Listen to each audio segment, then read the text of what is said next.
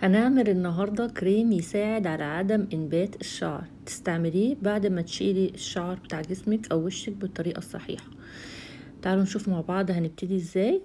اول حاجة اخدت البيكر الكبير ده وحطيت فيه بالظبط 125 جرام ماء مقطر، وبنزل فوقيهم ب30 جرام من حمض الشمع، ووراهم على طول هنزل ب10 جرام لانت زيرو، وهاخد كمان 5 جرام من اللانولين. انا المرة دي مش هشتغل على حمام مائي، انا هشتغل بطريقة اسرع. انا هاخد المكونات دي كلها في الميكروويف، بس بشرط كل 10 ثواني بطلع البيكر وبرجه كده بشكل دائري، وبرجع ارجعه تاني الميكروويف لحد ما يدوب. الطريقة دي بتحمي ان الشمع ما يتحرقش. هنا على طول بعد ما داب طلعته وهضرب ضربة كده بسيطة كده بالهاند بلندر، انزل الحرارة سنة بسيطة. وبعد كده انا هضيف بالظبط 4 جرام من التراي ايثانول امين، وظيفته هنا انه هيربط لي المواد ببعض. فهو اخدت بالظبط 4 جرام وهنزل بيهم، وارجع تاني اضرب بالهاند بلندر. هتلاحظوا ان الخليط بتاعي تماسك اكتر، بقى كريمي اكتر على طول. ومش هنزل ببقية المكونات الا لما درجة الحرارة بتاعت الكريم بتاعتي تهدى خالص، علشان الزيوت ما تفصلش. وانا ما رضيتش ان انا اضيف الزيوت في الاول علشان تحتفظ بقيمتها والفيتامينات بتاعتها تفضل فيها، الحرارة ما تفسدهاش.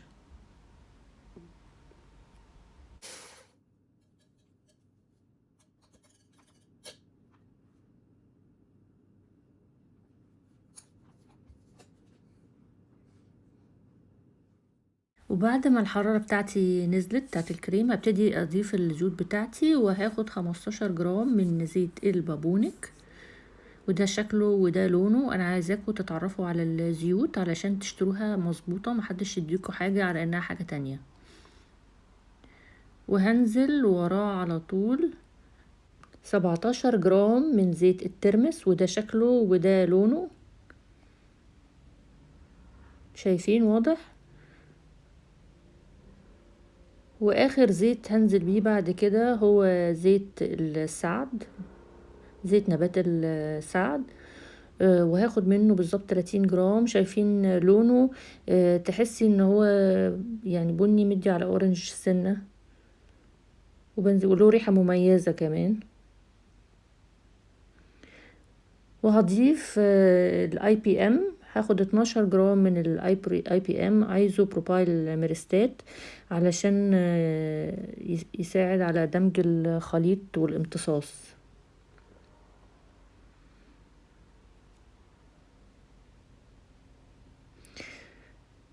انا نزلت زيت ما رضيتش ان انا احط كله فوق بعضه وفوقيه الايزوبروبايل الميرستات، عشان عايزه اوريكم شكل الزيوت. لكن انتي لما تيجي تعمليه تقدري تقيسي الزيوت كلها فوق بعض وتحطي فوقيهم الايزوبروبايل الميرستات، بيكون افضل. وبعد كده تنزلي بيه في البيكر بتاعك. الزيوت الفعالة لعدم نمو الشعر في الكريم ده هو زيت الترمس وزيت السعد، وزيت السعد بشكل أكبر. زيت الترمس وزيت السعد مش بس بيساعدوا على عدم نمو الشعر، لا كمان بيقلوا لهم قدرة على تفتيح البشرة، وبيقضوا على الكلف، وبيساعدوا على توحيد اللون، وبينظفوا البشرة من البكتيريا والشوائب. زيت البابونك غني بالمعادن والفيتامينات، بيلطف البشرة وبيضيع الإكزيما وبيحميها من أشعة الشمس الضارة كمان. هنا أنا هاخد الفينوكتينول، هاخد منه بالظبط تقريبا 1 جرام. وهضيف بعد ما الحرارة نزلت تماما طبعا، وهرجع أقلب تاني.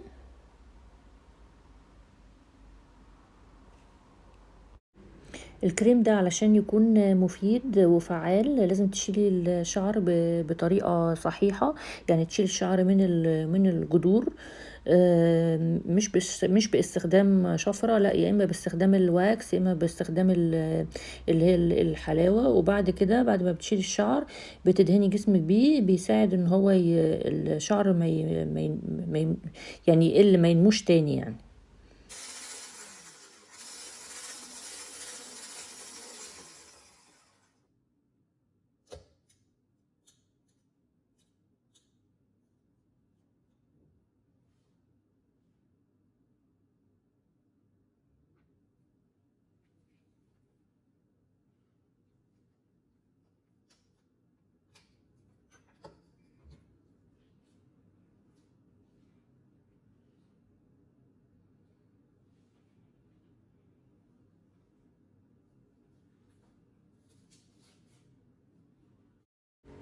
هنا بقى عايزة ابتدي اجرب الكريم على ايدي كده عشان عايزة اشوف امتصاصه. هاخد حتة بسيطة كده. طبعا بسبب الايزوبروبايل ميرستات بيخلي الكريم يتشفط بسرعة جوه الجلد.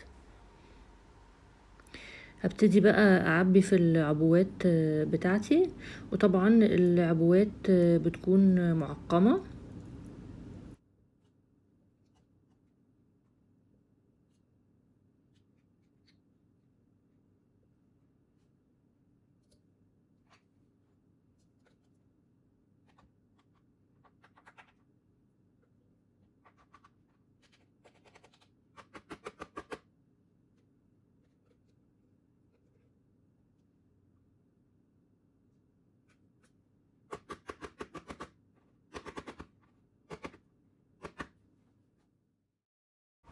ودي العبوات بتاعتي بعد ما مليتهم بالكريم، وهيظهر قدامك دلوقتي المكونات. تقدري توقفي الفيديو وتنقليهم او تاخديهم سكرين شوت.